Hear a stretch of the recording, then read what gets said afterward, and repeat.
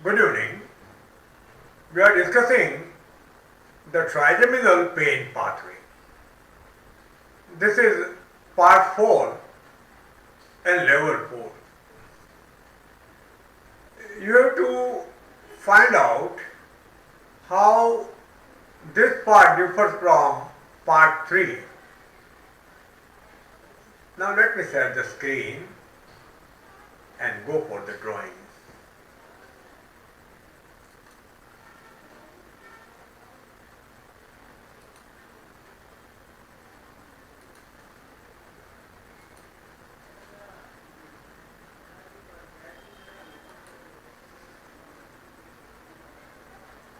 And I will this time start with the brainstem,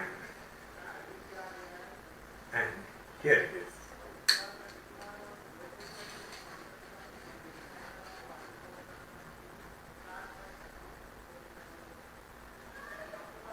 We have to put the midbrain.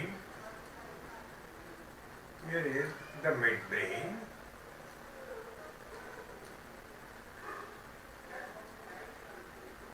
Right and left elements, and I will take a little more time, and then we put the broad pons here,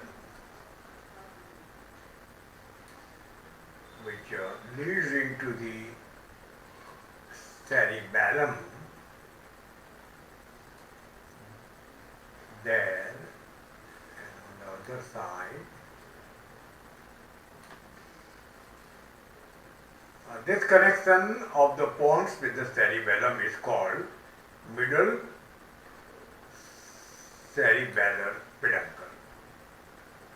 Now I put the medulla oblongata.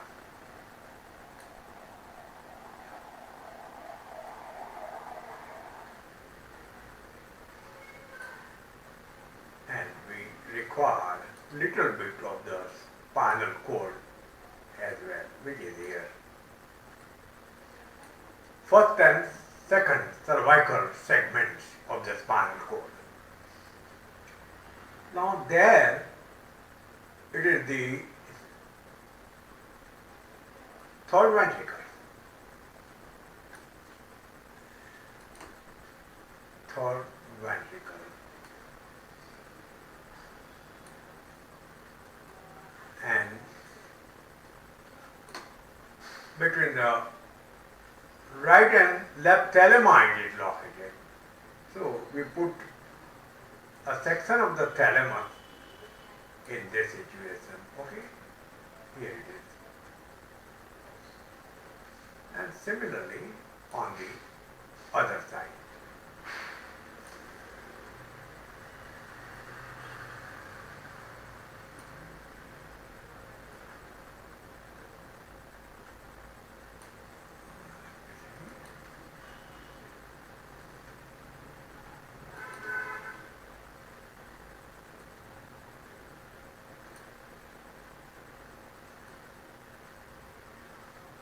Here is the thalamus of the left side, and we are looking to the brainstem and spinal cord from the front. At the higher level, we are considering a coronal section, a schematic coronal section of the cerebrum. Thalami belong to the cerebrum. Now, after the third ventricle in our drawing, we will require the lateral ventricles. So, I put the corpus callosum here, and it's white matter.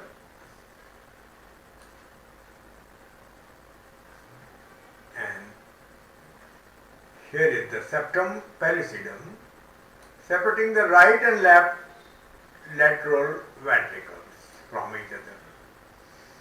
And here is the lateral ventricle boundary that I will now put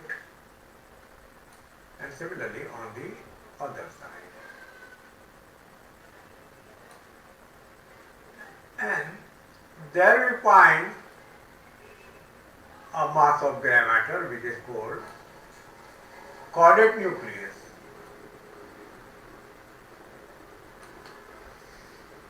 And then as we proceed hard, we get here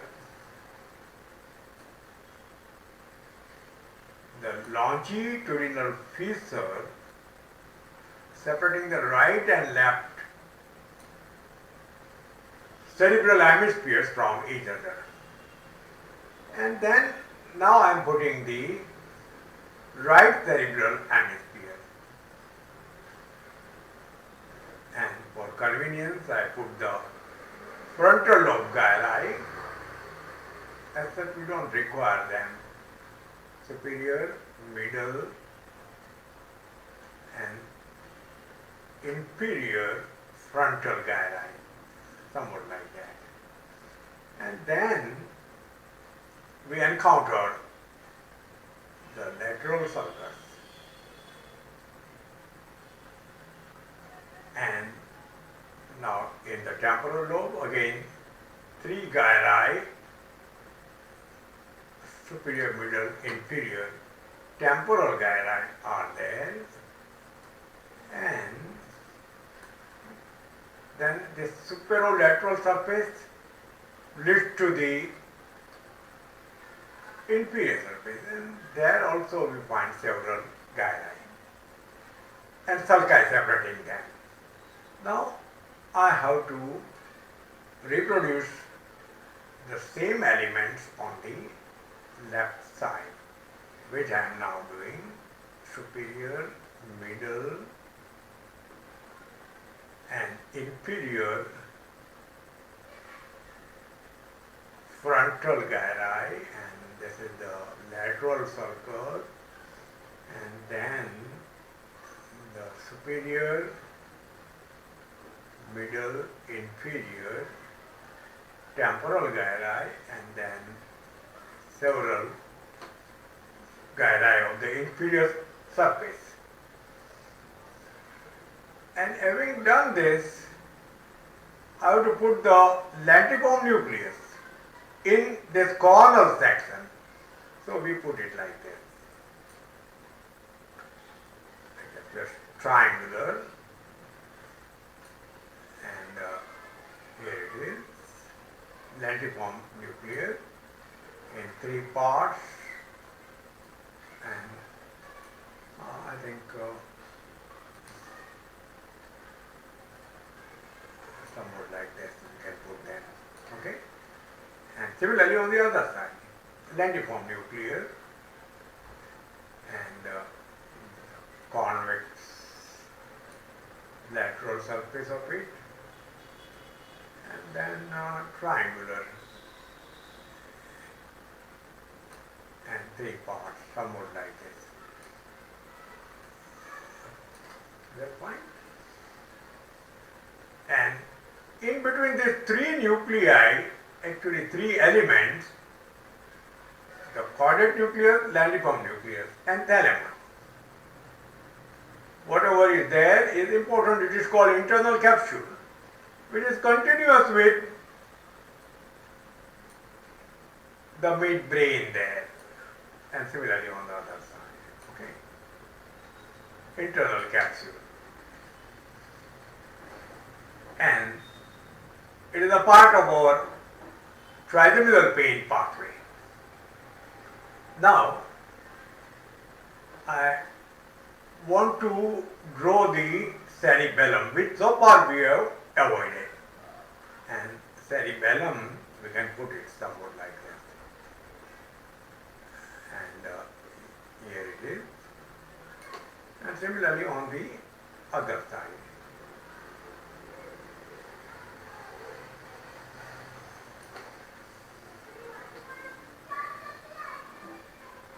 Actually, in one coronal section we cannot get the elements which I have shown here,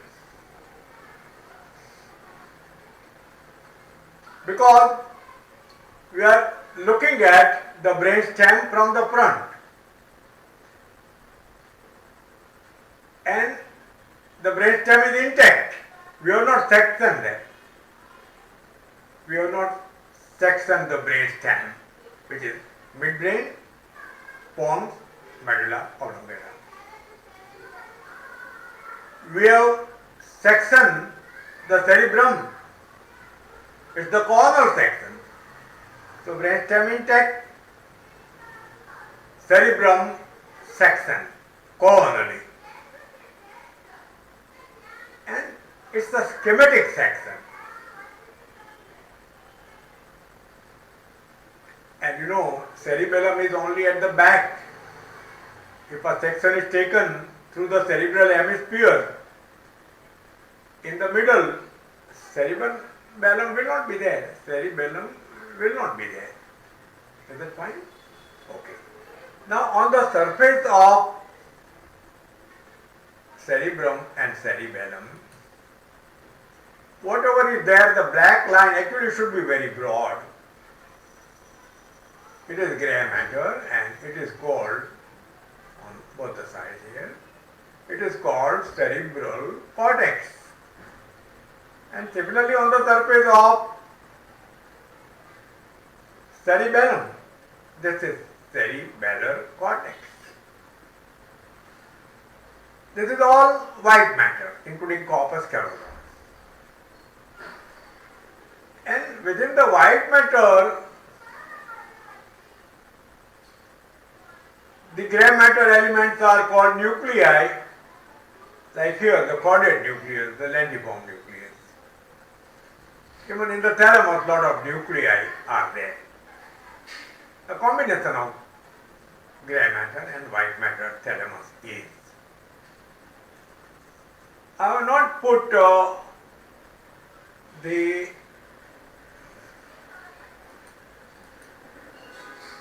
claustrum, which will be here. I just put a line.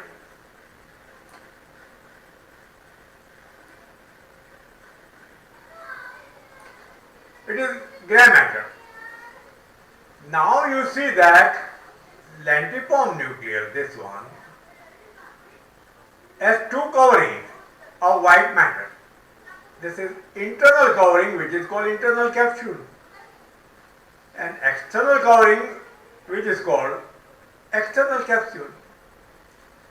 Even this white matter is called capsule, extreme capsule.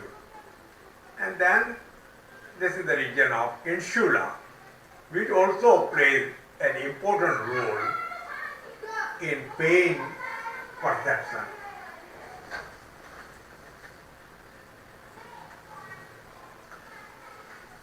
Between cerebrum and cerebellum, whatever gap is shown at the back, of course it will be there, and it is filled up by a folded dura matter, which is called tentorium cerebelli. Now with this background,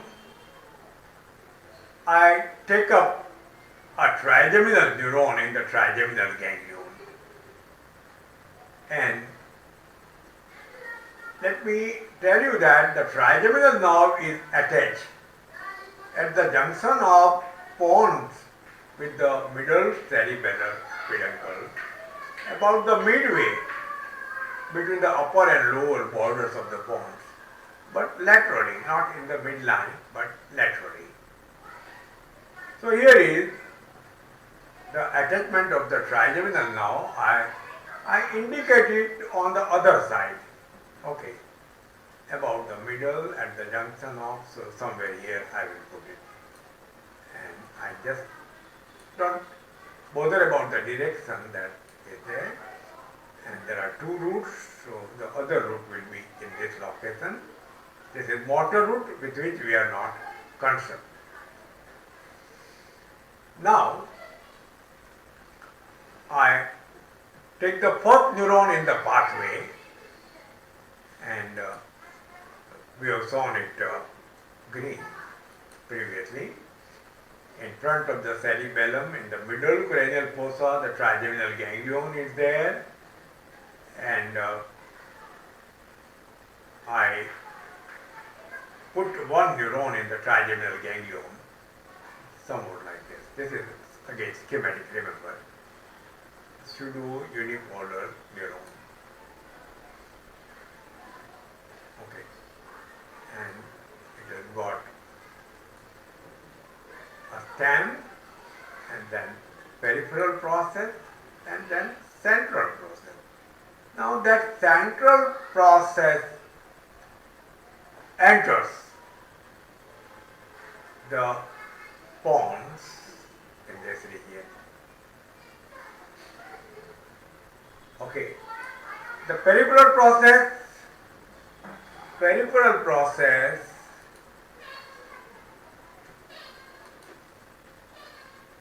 may be traced to, as for example, one of the teeth.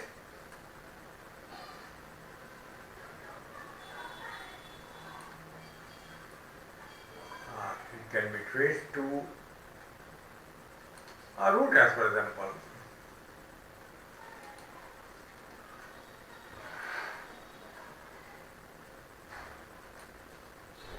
Difficult to put that in a curved fashion.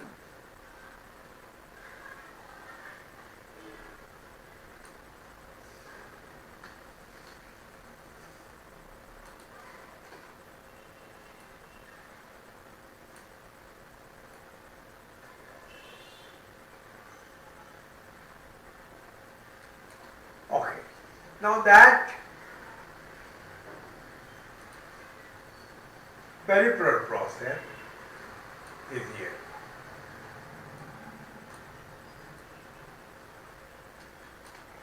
And the impulses are conducted in this direction. First neuron is in the trigeminal ganglion. So I write here the trigeminal ganglion. Okay. TG. First neuron, we call it first. It is in TG, trigeminal ganglion. The second neuron in the pathway is in the spinal nucleus. Now that spinal nucleus we will show it partly in the pons and mostly in the medulla oblongata. I am putting several neurons because this nucleus is very important in pain transmission, and we have already considered it extends from the pons even into the C1 and C2 segments of the spinal cord. Now we return to the green color.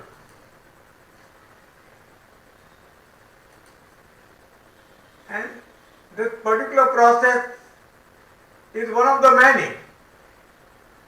And that's why if you are showing all the processes which are there in the sensory root, which is here, this is the sensory root of the trigeminal now. Then some of them are transmitting pain impulses, others are transmitting touch and pressure. All of them are combined. And then as far as pain impulses are concerned, the central process of the neuron, it may pass either up or down, or it may divide into two branches, ascending and descending. So we put this one, suppose going down, and then it will synapse with one of the neurons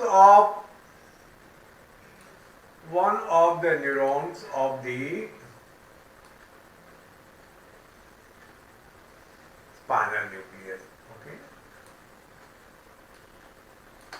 the spine, the synapse we have already put. Now I take up the second neuron in the pathway. I am labeling that second neuron, and it is here in the spinal nucleus. Second, I write in the spinal nucleus, and it is neuron number 2 in the pathway.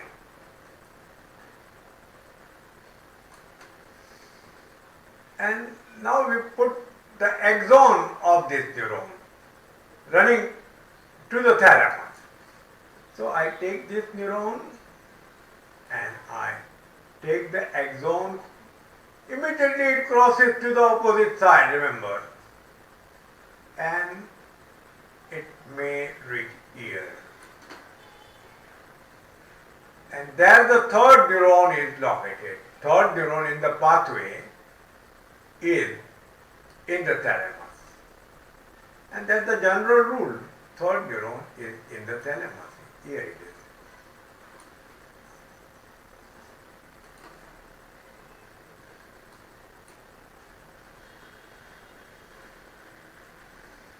And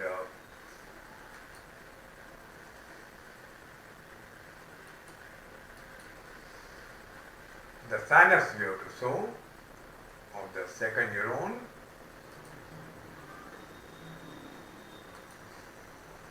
Here it is. Neurons are not continuous with each other. They are separated and joined together by synapses. And synapses are bridged by neurotransmitters. In the pain pathway, we have to consider later a substance P and GABA and other neurotransmitters. Now, we take up the axon of the third neuron.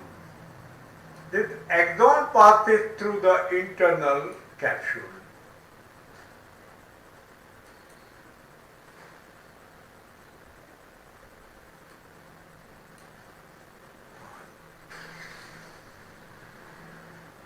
Let us change the color here. Okay.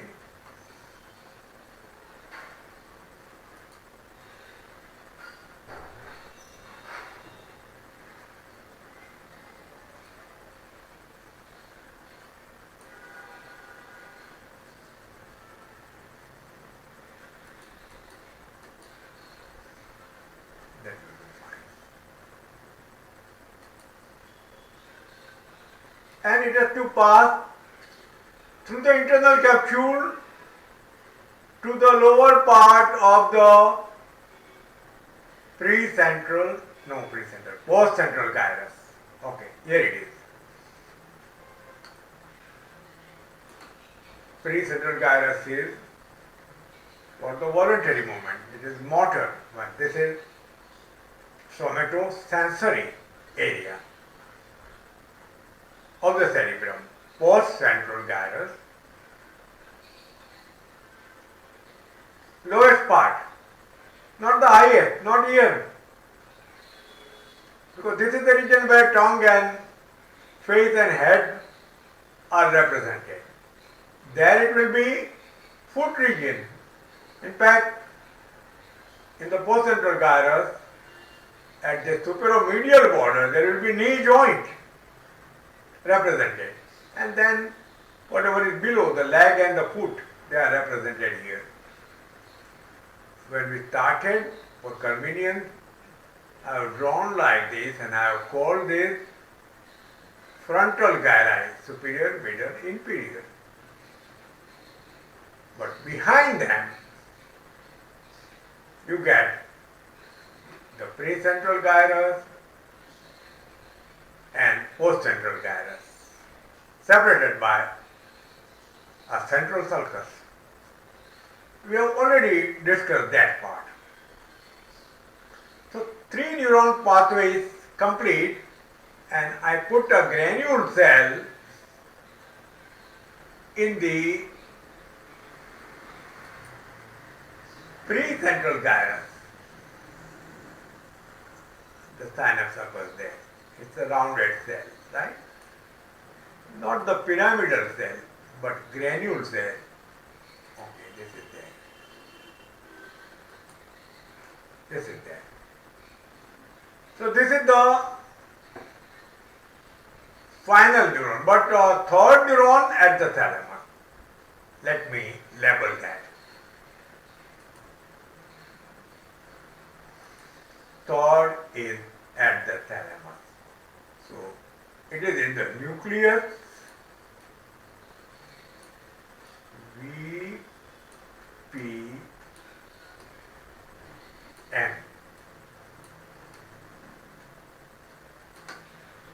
And it is the third neuron, so I write it here. Is that fine? Third neuron in the pathway is at the thalamus. Whether it is pain impulses or touch and pressure, in fact, for general sensory impulses, it is a rule, axiom, that third neuron is at the thalamus.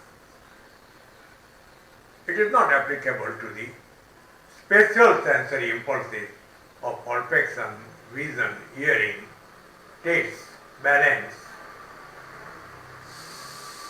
Fine? Now, why the spinal nucleus there is called spinal? Because it extends into the upper spinal cord. That may be one reason. Okay? So this is a bottom-up approach of pain impulses conduction. Beginning at the periphery, maybe in a tooth, pulp of a tooth and dentin of a tooth, through the trigeminal ganglion, then through the spinal nucleus, through the nucleus VPM, and then to the very important post-central gyrus. I write post-central gyrus. PO is post, it should not be confused with precentral gyrus, so post-central gyrus. And superolateral surface we have considered in part 3, and very quickly I can draw it here. This is the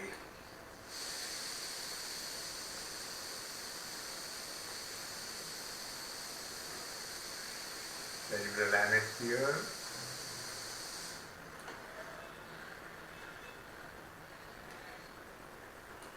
It doesn't run perfectly.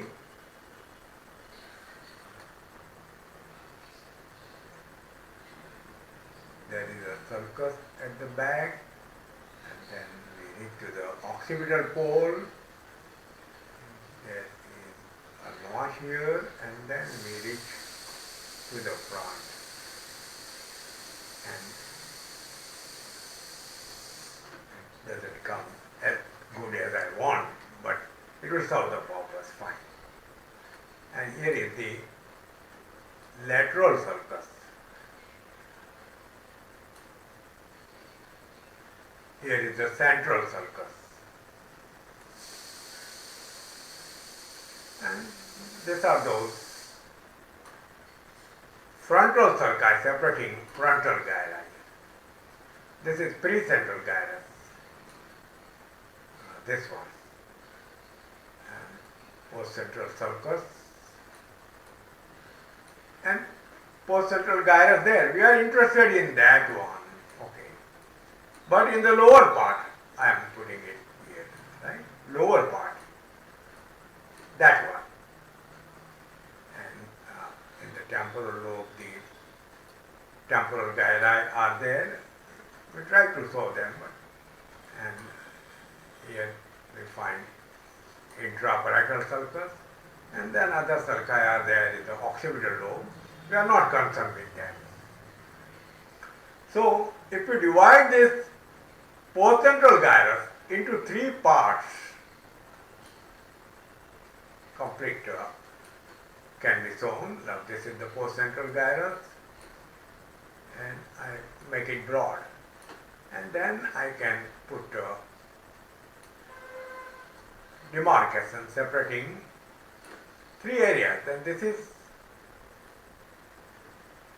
Broadband area number 3. This is Broadband area number 1, and this is Broadband area number 2. Is that fine? Right.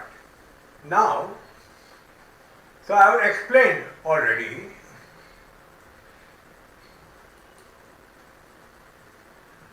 that this is the precentral gyrus, this is the postcentral gyrus, this is the one which is concerned with the general sensory impulses, and the lowest part is for tongue, face, head region. There. The highest part, and there you find the knee represented, and when you go to the opposite surface, the medial surface here, then you find the leg and foot represented. Okay. Superolateral surface. And there in the postcentral gyrus, remember, very important, the lowest part, tongue, face, head are represented. Now, I will complete the spinal nuclei. So, I do it like this. The spinal nuclei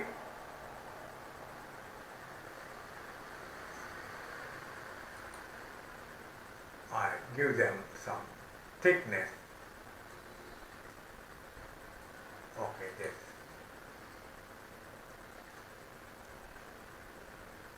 The spinal nucleus is here, right and left are there, but what I wanted to convey was that trigeminal sensory nuclei, I will show them all. In the midbrain, there is mesencephalic nucleus, I put it here, midbrain. Then, in the pons, there is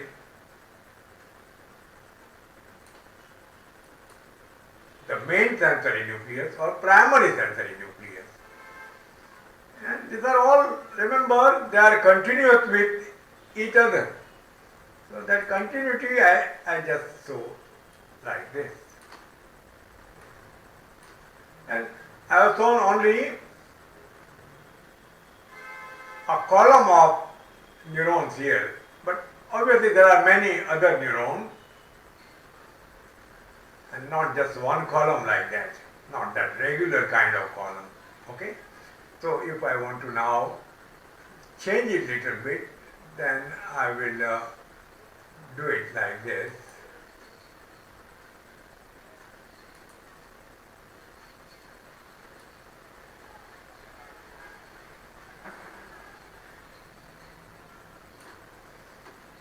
And these sensory nuclei of the trigeminal nerve are at the back, remember, and laterally. Motor nuclei, wherever they are medial to the sensory. So trigeminal motor nucleus will be in this location. I show it little bit differently here. In the pons only, but that's the motor nucleus. We have already considered that the spinal tract of the trigeminal nerve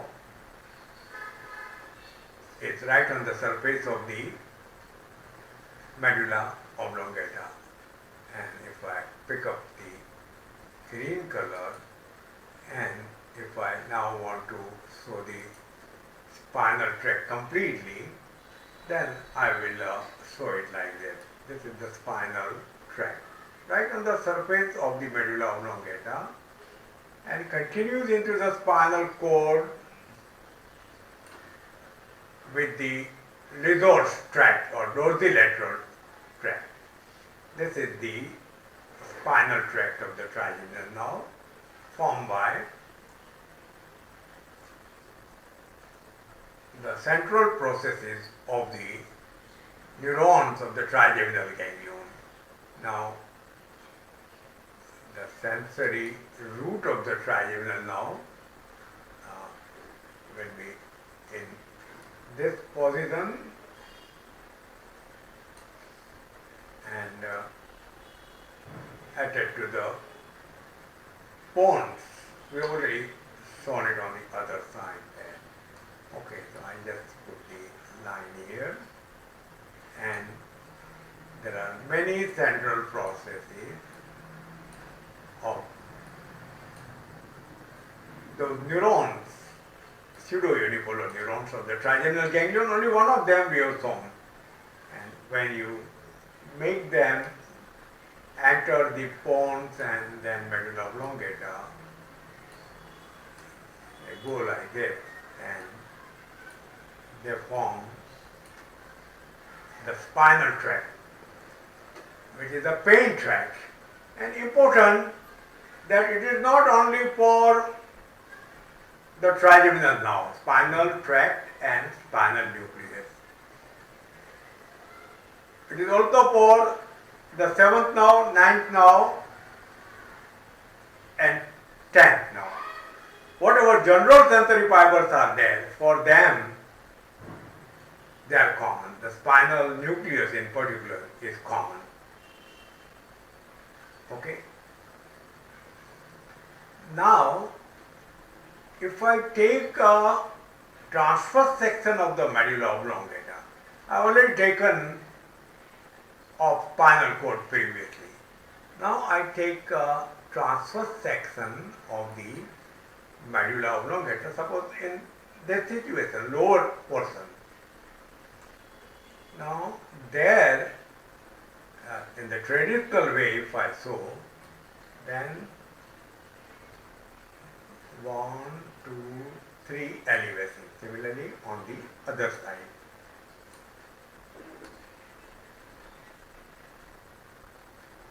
One, 2, and 3. And at the front there is an important elevation. It is the midline here, and this is an elevation at the front, which is called pyramid.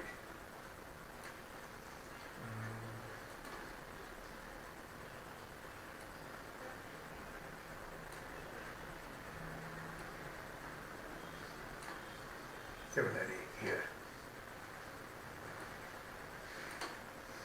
And this is the midline.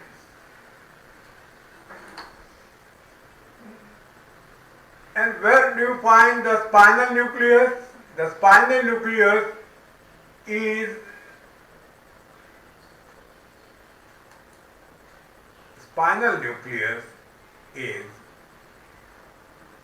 here. This is the spinal nucleus.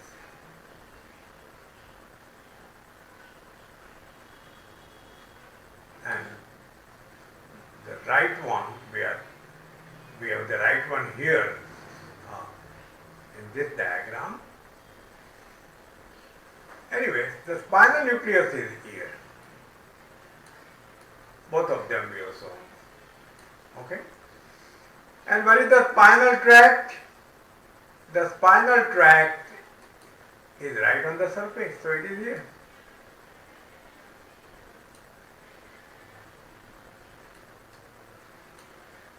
Similarly, on the other side. And that is where the neurosurgeons can approach the tract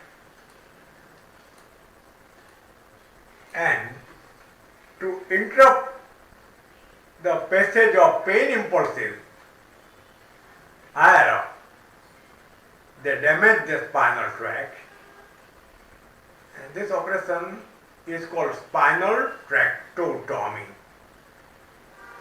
It was performed previously, but nowadays I think the neurosurgeons are avoiding, because this tract is located in the vital part of the brain, most vital part of the brain, medulla oblongata, where cardiorespiratory centers are also located. Trigeminal neuralgia is sometimes called a suicidal disease, but generally it does not lead to death. But spinal tractotomy may be fatal. So neuralgia is not fatal, but the surgery can be fatal if it is spinal tractotomy. Now, in the spinal tract, how the different divisions are arranged, and I will show that. If we divide the spinal tract into three parts, or maybe four parts, the first one, I will put the spinal nucleus out in the column. Here it is. I will put it somewhat like this. It's a long column, you know it already. Upper part, middle part, and very long lower part. The first one is called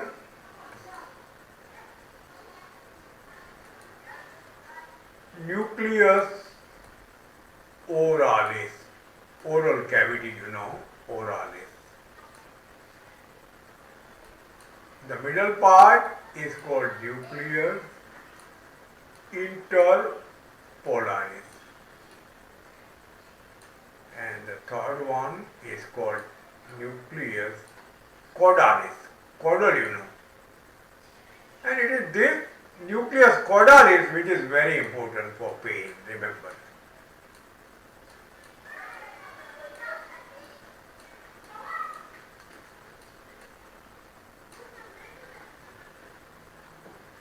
And nucleus oralis is here in the pons. I will show it with a spotlight, this is better. It is here in the pons. Nucleus interpolaris here, it is in the medulla oblongata with reference to the medullary part of the floor of the fourth ventricle, which is at the back, and where there is hypoglossal triangle with the motor nucleus of the hypoglossal nerve. So, nucleus interpolaris coincides with that, and then nucleus caudalis is in the medulla oblongata and in the spinal cord C1 and C2. So, this will be nucleus caudalis. Now, how the three divisions of the trigeminal ganglion are represented, say in the spinal tract. You see, at the level of the sensory root, which is here, of the trigeminal nerve, which is behind the ganglion, at that level are the ophthalmic, maxillary and mandibular division fibers. Can they be separated? Well, attempts have been made, because if you consider particularly trigeminal neuralgia, if pain is in the mandibular territory, then only mandibular nerve fibers should be cut. wherever, they can be separately identified.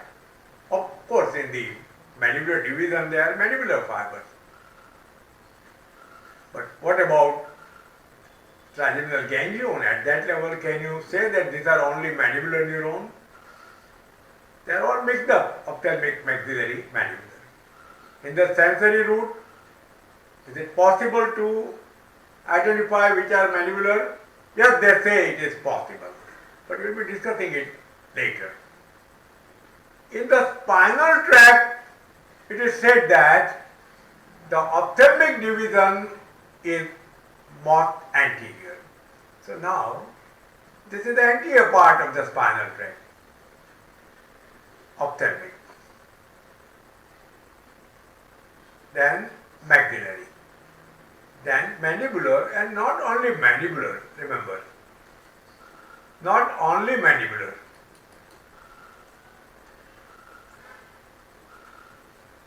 Even in the dorsal part or dorsomedial part, 7, 9 and 10.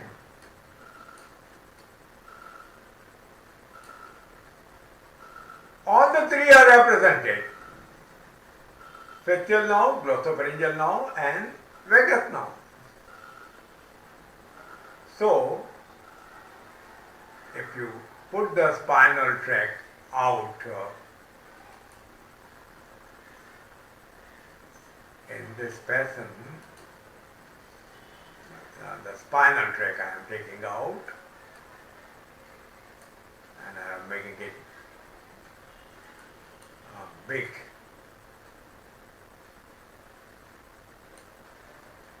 And you can now divide it into several parts. The first one, the second one, the third one, and the fourth. It is the fourth one which is for 7th, 9th, and 10th now. This first one, ophthalmic division. Okay, ophthalmic division. The second one, maxillary. So if maxillary territory has trigeminal neuralgia pain, then only this should be sacrificed. If mandibular territory has the problem, then only that one should be sacrificed, this one. If there is glossopharyngeal neuralgia, then one has to look for this portion of the spinal tract. So spinal tract is not only of the trigeminal nerve. It belongs to several cranial nerves. And finally, I wanted to discuss that ophthalmic division fibers run to the ophthalmic division fibers run to the lowest level. They may be reaching the spinal cord C1 and C2 segments. The mandibular division fiber and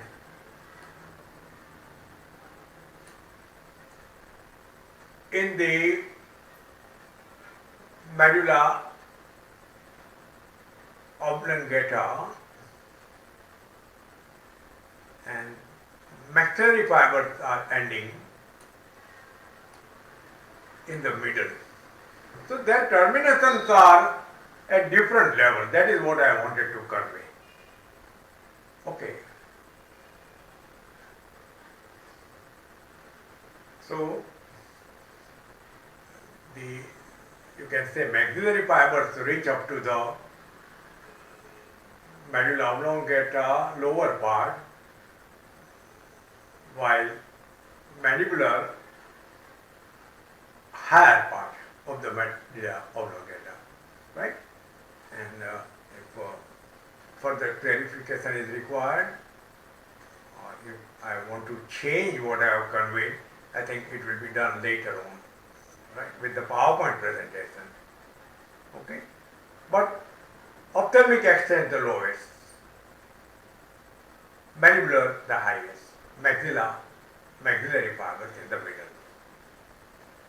And I think whatever I wanted to discuss in this part 4, I've already done it. The sections of the Medulla Oblongata, usually 4 sections are described in the first year medical,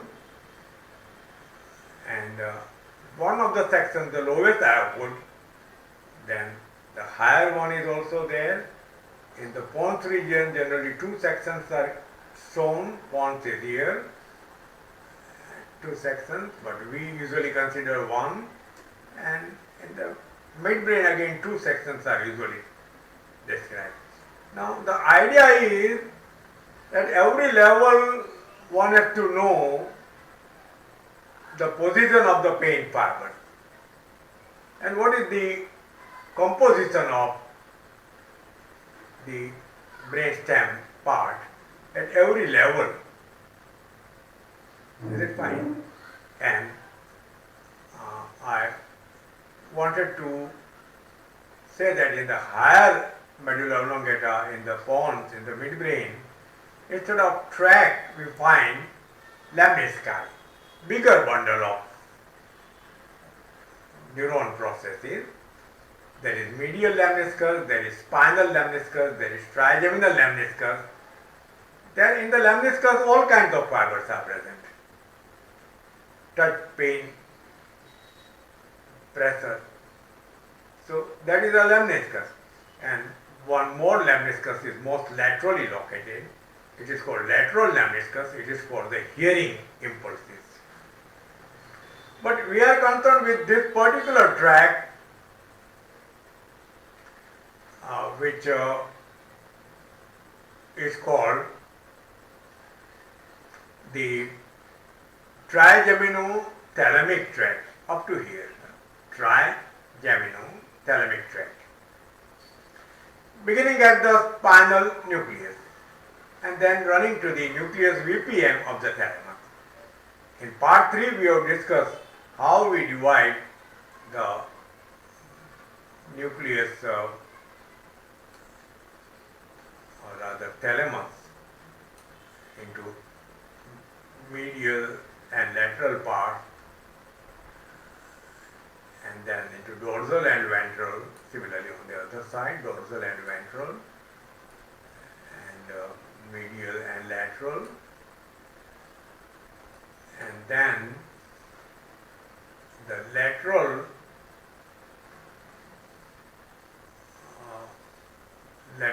is here, ventral is here. Ventral is divided into 3, and this is the part which is the posterior part. So it is a nucleus,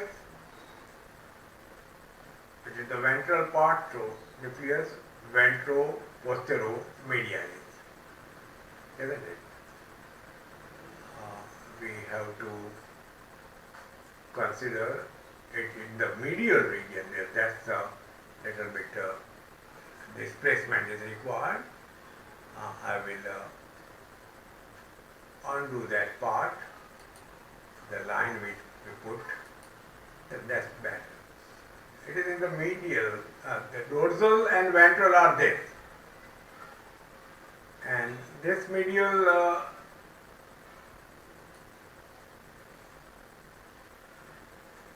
is entirely different. Okay. Dorsal and ventral, and here the different divisions are there. So thalamus is a little bit complicated here, but you have to remember nucleus ventralis posteromedialis. Okay, so dorsal and ventral part. Ventral is divided into 3 segments, and most posterior we have to consider, and that most posterior will be divided into medial and lateral part. So that I think will be fine. Here I complete that one. Most posterior will be divided into medial and lateral. That's fine, isn't it? So a little bit complicated, and if you have got good idea of the brain, you will be understanding it better. So thank you very much.